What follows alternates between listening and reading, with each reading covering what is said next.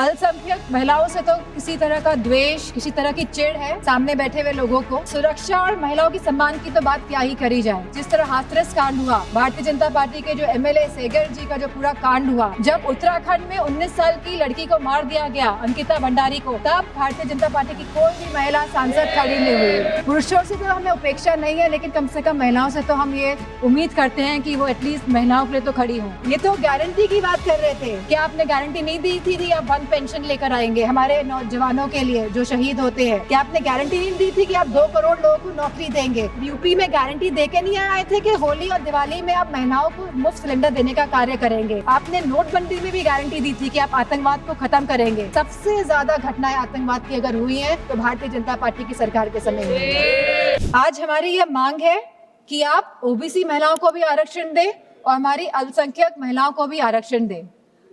अल्पसंख्यक महिलाओं से तो किसी तरह का द्वेष, किसी तरह की चिढ़ है सामने बैठे हुए लोगों को, लेकिन मुझे पूरा भरोसा है कि जो हमारे यूपी के सांसद हैं भारतीय जनता पार्टी के, वो ओबीसी महिलाओं के लिए मना नहीं करेंगे। तो वाकई में अगर आपको संशोधन लाना था, अगर आपको कॉन्स्टिट्यूशनल अमेंडमेंट करना था, तो आप इस बात का मेंटेन करते कि आप ओबीसी महिलाओं को आरक्षण देने का काम करेंगे।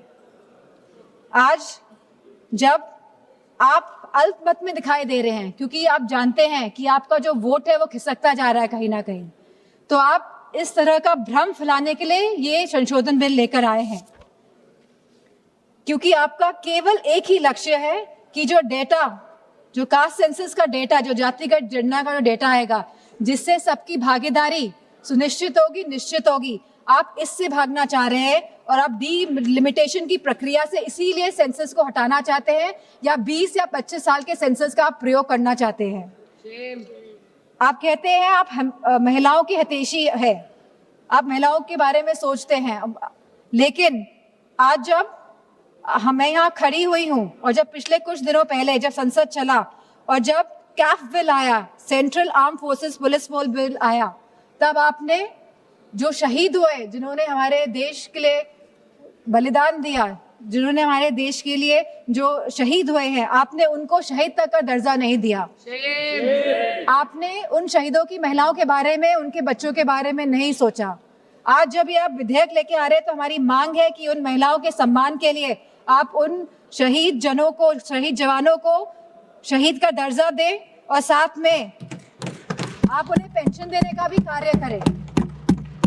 अब जब महिलाओं की बात हो रही है तो आंगनवाड़ियों को क्यों छोड़ रहे हैं आप आंगनवाड़ियों को भी, जो इतने साल से संघर्ष कर रही है, जो गांव-गांव में संघर्ष कर रही है, आप उनको भी उनका मानदेय बढ़ाने का कार्य करें। जहां आप सब वाकई में चाहते हैं अगर महिलाएं सशक्त बने तो आप उनकी शिक्षा में ध्यान दीजिए। अध्यक्ष महोदय, यूपी में तो गांव-गांव में स्कूल बंद किए जा रहे हैं, प्राइमरी स्कूल्स को बंद किया जा रहा है बिना कुछ सोचे, बिना कुछ समझे। और स्वास्थ्य के जो हालात हैं और जो पोषण की जो व्यवस्था है उत्तर प्रदेश में, मैं समझती हूँ पूरी तरह से उत्तर प्रदेश की व्यवस्था ध्वस्त है।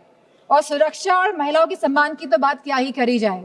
हमने देखा है जिस तरह हाथरस कांड हुआ, जिस तरह भारतीय जनता पार्टी के जो एमएलए सेगर जी का जो पूरा कांड हुआ, और लगातार जो उत्तराखंड में कांड हुआ, जब हमारे सांसद ने एक कविता कह दी तब तो विपक्ष दल की सब सांसदें खड़ी हो गई, उनका विरोध करने लगी। भरपूर तरीके से इन लोगों ने विरोध किया, लेकिन जब मणिपुर की घटना हुई तो कोई भी भारतीय जनता पार्टी के महिला सांसद खड़ी नहीं हुए। जब उत्तराखंड में 19 साल की लड़की को मार दिया गया, अंकिता भंडारी को, तब भारतीय जनता पार्टी की कोई भी महिला सांसद खड़ी नहीं हुई। पुरुषों से तो हमें उपेक्षा नहीं है, लेकिन कम से कम महिलाओं से तो हम ये उम्मीद करते हैं कि वो एटलीस्ट महिलाओं के लिए तो खड़ी हों।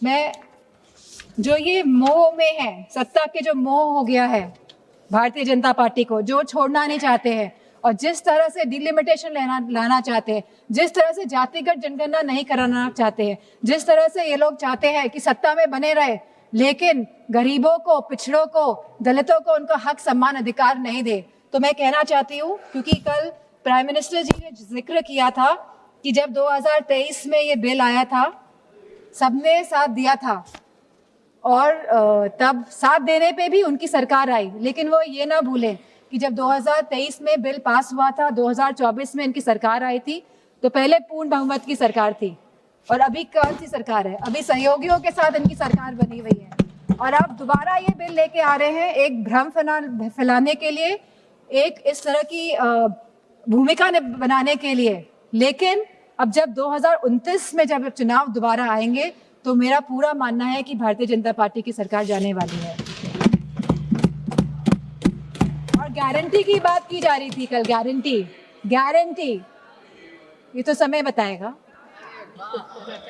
ये तो गारंटी की बात कर रहे थे। बताइए, आपने गारंटी नहीं दी थी कि आप आय दुगनी करेंगे हमारे किसान भाइयों की? क्या आपने गारंटी नहीं दी थी आप 1 पेंशन लेकर आएंगे हमारे नौजवानों के लिए जो शहीद होते हैं?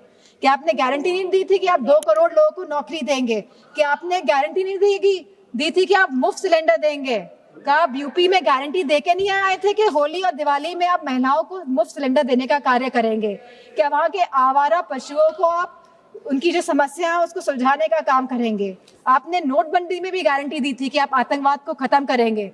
आप सबसे ज्यादा घटनाएं आतंकवाद की अगर हुई हैं तो भारतीय जनता पार्टी की सरकार के समय हुई है। चाहे वो पुलवामा हो, चाहे वो पहलगाम की घटना हो, चाहे वो नक्सलवादियों की घटनाएं हो, सबसे ज्यादा अगर हमारे जवान शहीद हुए हैं तो भारतीय जनता पार्टी के समय में शहीद हुए हैं। नक्सलवाद खत्म हुआ लेकिन आप शहीदों को शहीद का दर्जा नहीं देंगे, पेंशन नहीं देंगे आप। बात करते हैं।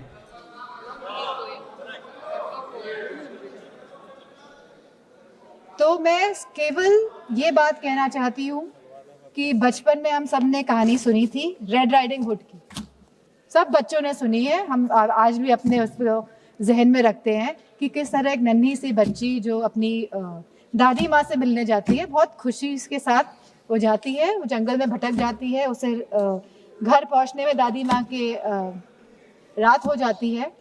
और जब लड़की पहुँचती है तो हम सभी जानते हैं कि दादी माँ तो वहाँ नहीं होती है, लेकिन वहाँ पे कौन होता है,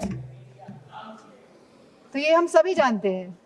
तो ये जो सरकार है, ये डिलिमिटेशन का जो मुखौटा, जो ये आरक्षण का, महिला आरक्षण का जो मुखौटा पहने हुए है कि यह महिलाओं को आरक्षण देने का कार्य करे, लेकिन वाकई में ये डिलिमिटेशन के प्रयोग से अपने आप को सशक्त करने की बात कर रहे हैं। ये चाहते हैं कि सत्ता में बने रहे, ये नहीं चाहते कि जातिगत जनगणना हो, ये नहीं चाहते कि हमारी दलित, ओबीसी माताओं बहनों को, हमारी अल्पसंख्यक बहनों को आरक्षण मिले। जो सत्ता पक्ष है वो जिस तरह की भूमिका बना रहा है कि विपक्ष लोग आरक्षण के साथ नहीं है, महिलाओं के आरक्षण के साथ नहीं है, जिस तरह की भ्रांति और भ्रम फैलाने का काम कर रही है सत्ता पक्ष के लोग, तो मैं उन लोगों से कहना चाहूंगी कि 2023 में जब नारी शक्ति वंदन अधिनियम बिल पास हुआ था तो पक्ष और पूरा विपक्ष एक साथ होकर इस बिल को हम लोगों ने पास कराया था और ये सर्वसहमति के साथ पास हुआ था। लेकिन जो ये अब संशोधन लाया जा रहा है, तो आखिरकार सरकार क्या चाहती है? क्या सरकार वाकई में महिलाओं का सशक्तिकरण चाहती है, या इस विधेयक को लाकर, इस संशोधन को लाकर वो खुद के सशक्तिकरण के तरफ काम कर रही है? जब 2023 में विधेयक आया था तब स्पष्ट रूप से लिखा गया था कि जनगणना होगी और समाजवादी पार्टी का ये पक्ष था कि जातिगत जनगणना हो। और कल होम मिनिस्टर साहब ने भी ये बात कही है कि जनगणना कराएंगे, अभी वो घरों की गिनती कर रहे हैं, पिछले 3 सालों में खाली वो घरों की गिनती कर पाए हैं। तो जनगणना होगी, जातिगत जनगणना होगी, उसके बाद परिसीमन होगा और आरक्षण लागू होगा। तो सभी लोग इस बात से सहमत थे। लेकिन 2024 में जब भारतीय जनता पार्टी की सरकार आई और पूर्ण बहुमत की सरकार नहीं पा पाई, सहयोगों के साथ लाई गई ये सरकार, तो जब ये सरकार आई तो 2024 में ही आपने जनगणना क्यों नहीं शुरू कराई? हमारा सवाल ये है। आपने लगभग 2.5 साल निकाल दिए, आपने जनगणना नहीं कराई, क्योंकि अगर जनगणना हो जाती तो आज हम परिसीमन की स्टेज में होते और आरक्षण 2029 तक लागू हो जाता। लेकिन आपकी मंशा ही नहीं थी कि 2029 पे महिलाएं आए और इस सदन में बैठे। अब अचानक ये जल्दबाजी क्यों दिखा रही है? 2026 में जहां अप्रैल का महीना चल रहा है तो लगातार जल्दबाजी क्यों दिखा रही है? सवाल इस बात पे भी होना चाहिए। तो ये सरकार जल्दबाजी जो हम समाजवादी पार्टी का मानना है वह इसीलिए दिखा रही है क्योंकि ये जो डिलिमिटेशन है, जो ये पूरी एक्सरसाइज है, ये सरकार एक हथियार के रूप में प्रयोग करना चाहती है खुद को सशक्त करने के लिए।